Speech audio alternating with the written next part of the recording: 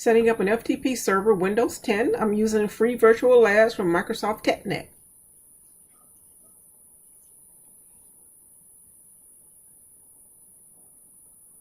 I have a Windows 10 and a Windows 7. I'm going to put the server on the Windows 10 computer.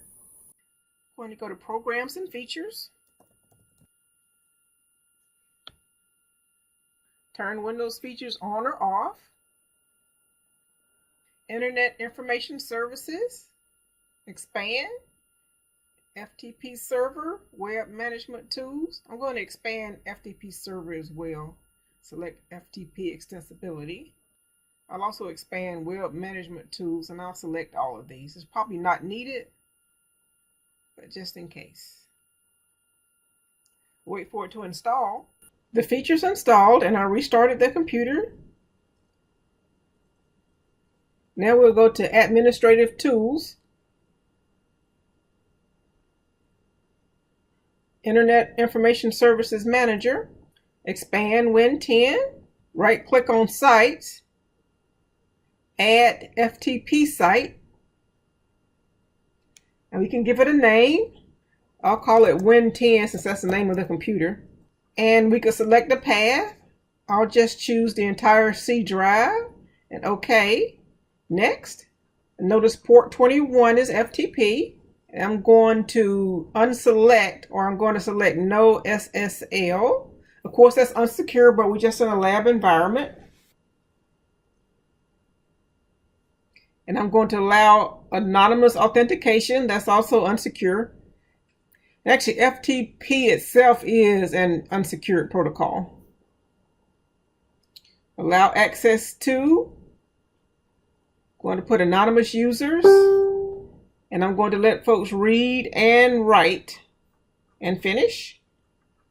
Next, we need to set up the firewall to allow incoming and outgoing through that port. So I'll go back to search and I'll go to firewall. Allow an app or feature through Windows Firewall. Change settings. And we'll select FTP Server, private and public.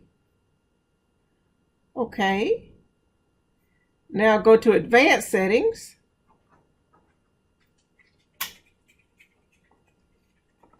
Inbound Rules. New Rule. Port. Next. It's a TCP. FTP is TCP, port 20 or 21. And I'm going to allow traffic on 21. Next. Allow the connection. Next. And I'll select all of these, domain, private, public. Next. We need to give it a name. We can call it 21 inbound.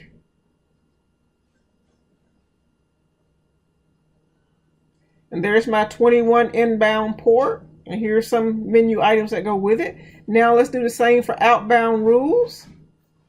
I'll click New Rule. Port. Next. TCP 21. Next. Allow the connection. Next. Select all of those. Next. Give it a name. Outbound 21. And finish. We may or may not need a restart after doing this. I'm going to try to do it without the restart. But let's go ahead and go to the Windows 7 computer. We'll log in as administrator.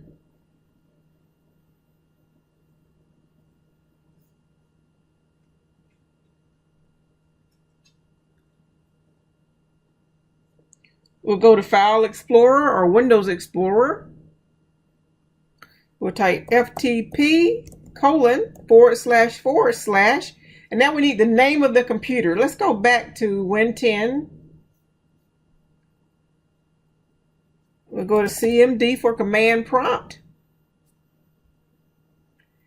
And we'll do an ipconfig.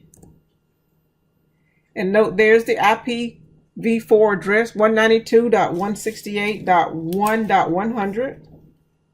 And actually, while we're here, let's go ahead and do a netstat space dash A for all, N for do not resolve host names. And notice here at the top, the computer is listening on port 21. You might recognize some of these other ports too, like 80 for HTTP and 3389 for remote desktop protocol.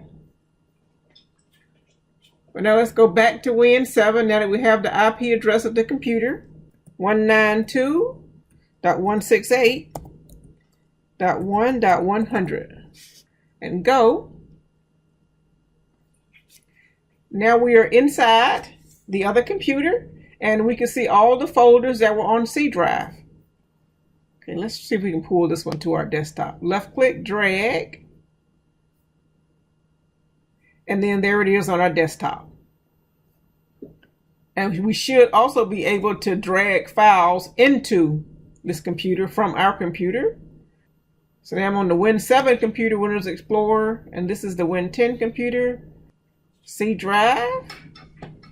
I'm going to left click on extras and then drag and let go. And notice what we did. We copied extras from the Win 7 computer to the Win 10 computer.